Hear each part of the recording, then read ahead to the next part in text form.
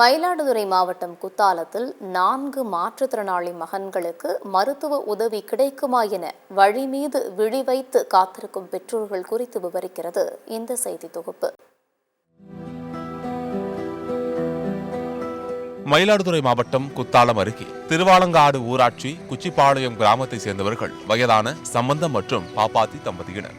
இவர்களுக்கு திருமணமாகி 45 ஆண்டு காலம் ஆகின்றது. இவர்களுக்கு ஒரு மகள் மற்றும் 5 மகன்களுடன் குறுகலான ஓட்டு வீட்டில் ஒரு கூட்டு கிளியாக வாழ்ந்து வந்துள்ளனர். இதில் ஒரு மகள் மற்றும் 4 மகன்கள் உடலில் குறைபாடு உடைய மாற்றுத்திறனாளிகள். மூத்த மகள் குடும்ப வறுமை காரணமாக கடந்த கொரோனா காலத்தில் உரிய சிகிச்சை அளிக்க முடியாமல் உடல்நலக் குறைவால் உயிரிழந்தார். அதைத் தொடர்ந்து செந்தில், கார்த்திகேயன், குருநாதன், கமலக்கண்ணன் ஆகிய 4 மாற்றுத்திறனாளி மகன்களையும் பெற்றோர் கண்ணும் கருத்துமாக பார்த்து வருகின்றனர். இதில் 2வது மகன் சரவணனுக்கு எந்தவித குறைபாடு இல்லாத நிலையில் திருமணமாகி தனியாக வசித்து வருகிறார். இந்த நிலையில் மற்ற 4 மாற்றுத்திறனாளி மகன்களும் தாய் தந்தையுடன் ஒரே வீட்டில் வசித்து வருகின்றனர். வாலிப பருவத்தில் மாற்றுத்திறனாளிகள் 4 பேரும் எந்தவித குறையும் இல்லாமல் பணிக்கு சென்று வந்தனர். பின்னர் வருடங்கள் செல்ல செல்ல உடலில் குறைபாடு ஏற்பட்டு நடக்க முடியாத சூழல் சகோதரர்கள் 3 பேருக்கும் ஏற்பட்டுள்ளது.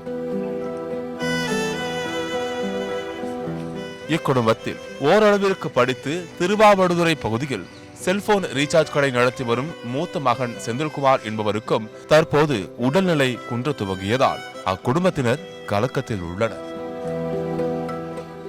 மேலும் செந்தில்குமாரின் வருமானத்தை வைத்தே ஒட்டுமொத்த குடும்பத்தை கரையேற்ற வேண்டிய சூழல் இருந்த நிலையில் தற்போது செந்தில்குமாரின் உடல்நலக் குறைவு காரணமாக மிகவும் ஏழ்மை நிலைக்கு தள்ளப்பட்டுள்ளனர். முன்பு போன்று தற்போது யாரும் ரீசார்ஜ் கடைக்கு வராத நிலையில் கூகுள் பே மற்றும் போன்பே உள்ளிட்ட நவீன சாதனங்களை பயன்படுத்தி ரீசார்ஜ் செய்து கொள்வதால் தனது தொழிலும் முடங்கி போக துவங்கி இருப்பதாக வேதனையுடன் தெரிவித்துள்ளார் செந்தில்குமார். என் பேர் செந்தில்குமார். நாங்க 4-5 பேர் இருக்கோம். என் தம்பிங்க 2 பேரும் என்ன மாதிரியே தான் இருப்பானுங்க. எல்லாத்தையும் நான் தான் பாத்துக்கிற மாதிரி இருக்கு. வயசாக கொஞ்சம் ரொம்ப உடம்பு மோசமா போயிட்டு தான் இருக்கு. மொபைல் ரீசார்ஜ் கடை வச்சிருக்கேன். இப்போ மொபைல் ரீசார்ஜ் பண்ணவும் யாரும் அதிகமா வர்றதில்லை. இந்த கடையை இ சேவை மையம் வைக்கிற மாதிரி ஏதாவது அரசு ரெடி பண்ணி கொடுத்தா கொஞ்சம் நல்லா இருக்கும். எங்களுக்கு மருத்துவ உதவி நிறைய தேவைப்படுது. தமிழ்நாடு அரசும் மாவட்ட நிர்வாகமும் ஏதாச்சும் எனக்கு என் தம்பிங்களுக்கெல்லாம் மருத்துவ உதவி செய்யணும். மருத்துவமனைக்கு சென்று மேல் சிகிச்சை பெறும் அளவிற்கு பொருளாதார வசதி இல்லாமல் இக்குடும்பத்தை வறுமை வாட்டி வதைக்கும் காரணத்தால் தங்களது அக்காவை போல தாங்களும் இவ்வுலகத்தை விட்டு சென்று விடுவோமோ என கனத்த குரலுடன் மாற்றுத்திறனாளி மகன்கள் தெரிவித்திருப்பது காண்போரை வேதனையிலேயே செய்துள்ளது. கூட 4 பேரு ஒரு அக்கா ஒன்று நிலைமைதான் முடியாதவங்க மருத்துவ வசதி இல்லாம தான் இறந்து விட்டாங்க. அதே மாதிரி சூழ்நிலை தான் எங்களுக்கும் வருது. அரசு நாட்டு ஏதாச்சும் செஞ்சு கொடுக்கணும். மேலும் நாட்கள் செல்ல செல்ல உடல் நலம் மோசமாகிக் கொண்டே செல்வதால் தங்கள் பிள்ளைகளை எப்படி பாதுகாக்கப் போகின்றேன் என அறியாமல் வயதான தம்பதியினர் அவர்களை தினந்தோறும் பார்த்து கண்ணீர் சிந்தி வருகின்றனர்.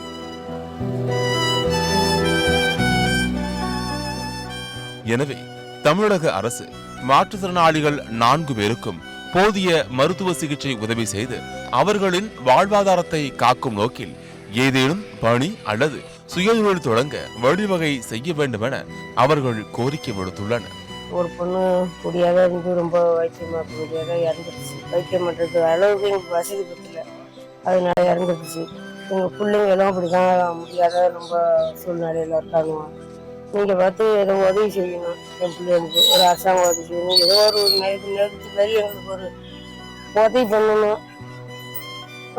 என் பிள்ளைகளால ஒன்றும் தனியாக போக முடியாது. 4 பேர் ஒரு துணை இல்லாத நடக்க முடியாது.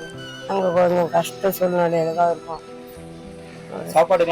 சாப்பாடுலாம் வசதி தான். ஏதோ இந்த பிள்ளைங்க ஈசி கடையில் இருக்கு, ஏதோ அதை வச்சு நாங்கள் குடும்பம் பண்ணிட்டு வரோம்.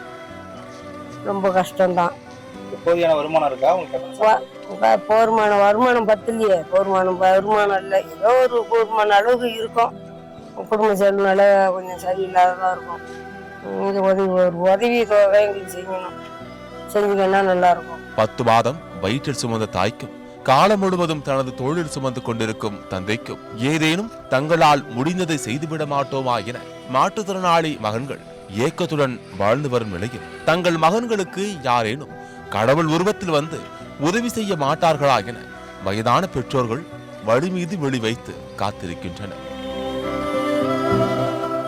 பெண்களுக்கு மாறுங்கிற பையன் செல்போன் கடை ரீசார்ஜ் பண்ணிட்டு இருக்கான், செராக்ஸ் கடை வச்சுட்டு இருக்கான். வருமானத்தை வச்சு இந்த பையனும் 2-3 பையனும் காமத்து பண்றதுக்காக ஏதாவது கவர்மெண்ட்ல பார்த்து அரசாங்கம் உதவி செஞ்சு கொடுக்கும்படி கேட்டுக்கொள்கிறேன். சத்தியம் செய்திகளுக்காக மயிலாடுதுறை மாவட்ட செய்தியாளர் கமலக்கண்ணனுடன் செய்தி கொள்ளு.